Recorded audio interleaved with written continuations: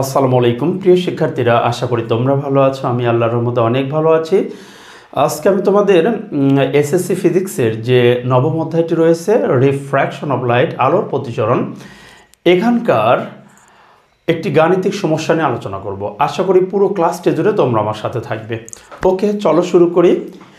প্রশ্নটি হলো যে কাঁচ ও পানির প্রতিসরণ অঙ্ক যথাক্রমে 1.5 ও 1.33, তাহলে কাঁচ ও পানির মধ্যকার সংকট কোণ কত? ওকে, চলো আমরা এটার উত্তর একটু খুঁজি যে কীভাবে অঙ্কটা করতে হবে। দেখো কি দেয়া আছে, কাচের প্রতিসরণ অঙ্ক দেয়া, পানির প্রতিসরণ অঙ্ক দেয়া। এখন এই যে কাঁচ আর পানির মধ্যকার যে সংকট কোণ, সেটা কিন্তু আমাদের বের করতে হবে। সংকট কোণ বা ক্রান্তি কোণ যেটাকে বলা হয়, থিটা সি, ক্রিটিক্যাল অ্যাঙ্গেল, এটা আমরা বের করব। তাহলে কি কি দেয়া আমরা সেটা একটু লিখি। এখানে দেখো, এখানে প্রথমে এই যে সংকট কোণ দেয়া, সংকট কোণ বের করতে হবে। এখন কাঁচের প্রতিসরণাঙ্ক এটা 1.5, তাহলে এটা কি লিখবা যে এখানে, আচ্ছা তুমি লিখবা এভাবে যে এখানে কাঁচের প্রতিসরণাঙ্ক,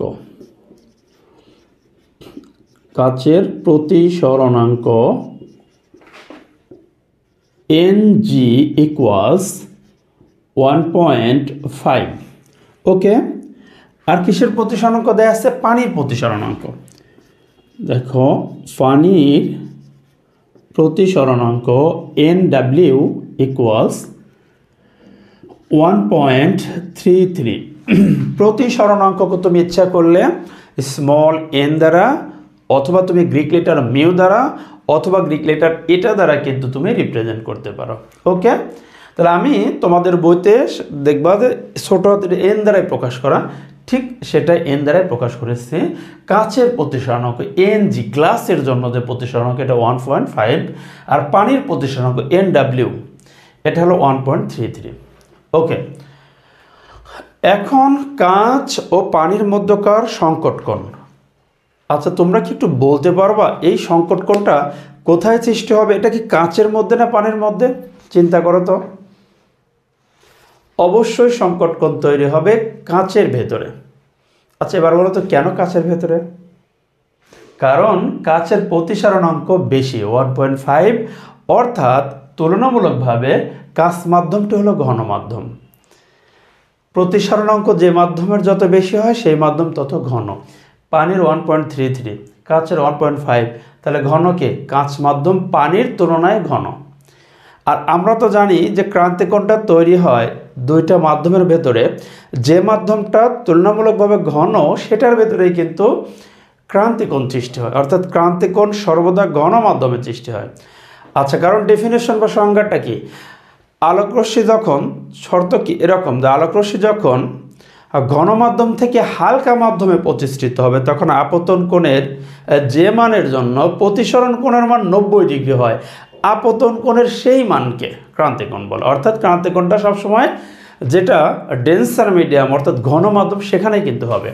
ওকে, আমি তোমাদের এই অঙ্কটা তো করব, ঠিক আছে, ভালো। কাঁচের প্রতিসরণাঙ্ক, পানির প্রতিসরণাঙ্ক দিলাম, এবং আমি এই অঙ্ক করার সঙ্গে সঙ্গে একটু ফিগার দিয়ে তোমাদের বোঝায় দেবো যে আসলে ঘটনাটা কী ছিল। এইখানে এখন বের করতে হবে কি? সংকট কোণ। তাহলে আমি একটু লিখি যে ক্রান্তিকোণ বা সংকট কোণ যেটাই বলি না কেন, দেখো সংকট কোণ, সংকট বা ক্রান্তিকোণ, থিটা সি ইকুয়াল হোয়াট? ওকে, এখন আমরা সূত্র দিলে অঙ্ক হয়ে যাবে। ভালো, আসলে বেসিক্যালি তো তোমাদের আরও ডিটেলস জানার দরকার, শেখার দরকার। প্রশ্নটা কিন্তু 2015 সালে আসছিল, এসএসসি 15 সালে একটা সৃজনশীলের গ নম্বর, এটা কিন্তু আসছিল। মনোযোগ দাও। দেখো আমি একটু ফিগারটা অঙ্কন করি, যদিও এখানে ফিগার অঙ্কনের দরকার নাই, তারপরেও কিন্তু তোমাদের বোঝার সুবিধার্থে করছি। ঘটনাটা ছিল এরকম, ধরো এই মাধ্যমটা ছিল গ্লাস, কাঁচ, সাপোজ এইটা আছে হলো পানি মাধ্যম, অর্থাৎ নিচের মাধ্যমটা আছে কাঁচ, উপরে আছে পানি। আলোক রশ্মি কী হচ্ছিল, এই যে দেখো ধরো এইভাবে আলোক রশ্মিটা গমন করতে যাচ্ছে, ঠিক আছে, মানে কোথায় যাচ্ছে, ঘন থেকে হালকার দিকে। ক্রান্তিকোণ কখন সৃষ্টি হয়, যখন এই যে এই পাশে কোণটা যখনই 90 হয়ে যাবে, মানে হালকা মাধ্যমের কোণটা যখন, এখন পানিকে কিন্তু আমি হালকা লিখতে পারি হালকা, আর কাঁচকে লিখতে পারি ঘন। যখন এই হালকা মাধ্যমের কোণটা 90 হয় তখন এই ঘন মাধ্যমের এই কোণটাকে আমরা কি বলি, ক্রিটিক্যাল অ্যাঙ্গেল বা ক্রান্তিকোণ বলি, যেটাকে আমরা থিটা সি দ্বারা ডেনোট করি। দেখো এখন এই কোণটা কিন্তু ক্রান্তিকোণ। এখন তুমি চিন্তা করো, আচ্ছা এই যে এইটা পানি মাধ্যম, এটা ডাব্লিউ ওয়াটার, ঠিক আছে, ওয়াটার মিডিয়াম দিলাম, এটা হলো আমাদের গ্লাস মিডিয়াম, ঠিক আছে।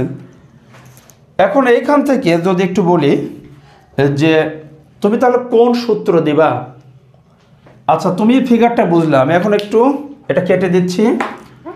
এখন তোমাকে এই ভ্যালুটা চাইছে যে এই থিটা সিটা কত। দেখো তো আমরা সূত্র যদি দেই, যে স্নেলের যে সূত্রটা তুমি জানো ঠিক সেটা ব্যবহার করি। দেখো আমরা জানি যেহেতু আলো যাচ্ছে কোথায়, কাছ থেকে পানিতে, তাহলে দেখো আমি যদি এভাবে লিখি যে জি এন ডাব্লিউ ইকুয়াল, অর্থাৎ তুমি স্নেলের যে সূত্র জানো যে এ আর বি যদি দুইটা মাধ্যম হয় তবে স্নেলের সূত্র অনুযায়ী a n b equal sine i divided sine r, ওরকম তুমি জানো না।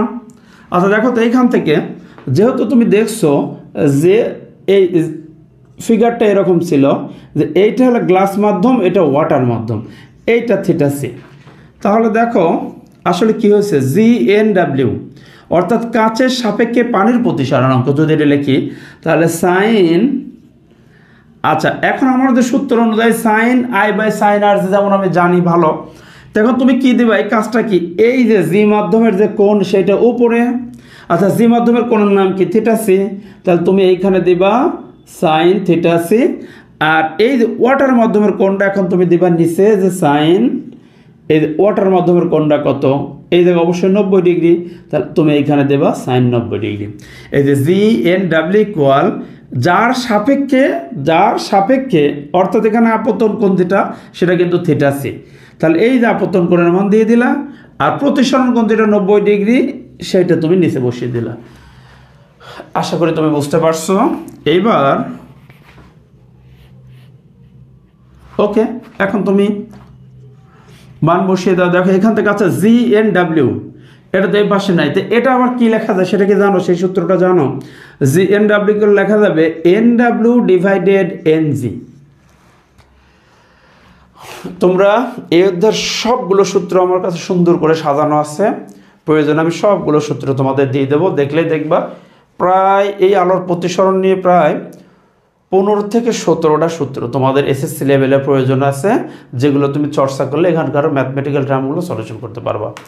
দেখো এন ডাব্লিউ ডিভাইডেড এন জি ইকুয়ালস, এখান থেকে লিখতে পারি আমি, আর সাইন থিটা সি, এটা সাইন থিটা সি রাখলাম, আর সাইন 90 ডিগ্রির মান তো 1, ওকে।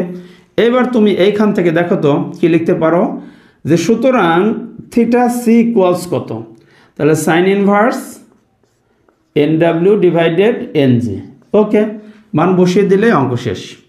এইখানে দেখো সাইন ইনভার্স এন ডাব্লিউ কত 1.33,